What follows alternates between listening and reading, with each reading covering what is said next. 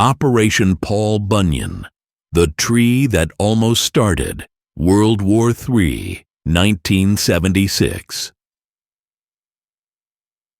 August 18, 1976. A confrontation over a single tree in the Korean Demilitarized Zone, DMZ, spiraled into a crisis that could have ignited World War III. It began as an unremarkable task. U.S. and South Korean soldiers attempted to trim a poplar tree, obstructing the line of sight between a United Nations Command, UNC, checkpoint and a guard post. The tree stood in the Joint Security Area, JSA, a tense patch of neutral ground where North and South Korean forces were separated by mere meters.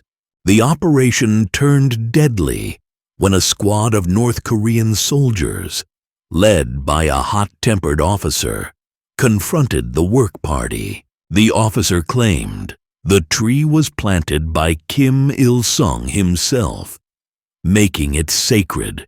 A heated argument ensued, culminating in violence. The North Koreans attacked with axes, killing 2 U.S. soldiers, Captain Arthur Boniface and First Lieutenant Mark Barrett, and wounding others before retreating. The brutal killings sent shockwaves through the U.S. military and South Korea. It was no longer about a tree. It was a direct challenge to American authority in the DMZ. President Gerald Ford and his advisors convened to formulate a response that would demonstrate strength without sparking outright war. Thus, Operation Paul Bunyan was born. On August 21st, just 3 days after the incident, an unprecedented show of force unfolded. At dawn, an armada of military might descended on the JSA.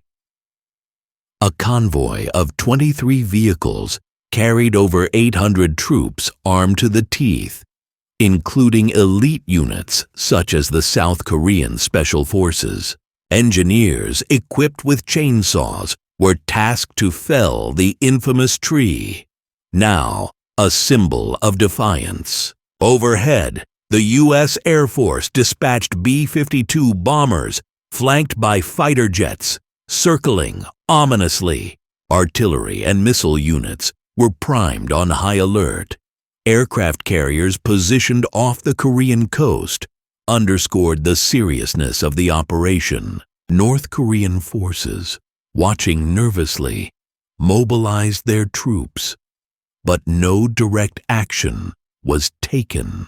Under this overwhelming display of power, the tree came down in less than an hour. Every cut was a statement. The United States would not tolerate aggression.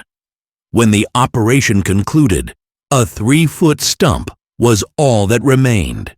The success of Operation Paul Bunyan was not measured in military terms, but in the psychological impact it had on the Cold War. North Korea refrained from further escalation, and Kim Il-sung issued a rare statement of regret.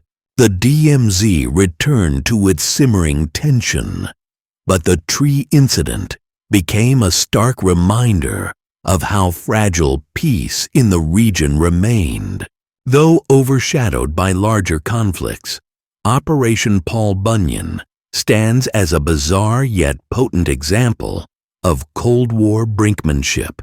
It was a confrontation where a single tree symbolized the razor's edge of global stability, and where careful strategy, not brute force, kept humanity from tumbling into the abyss.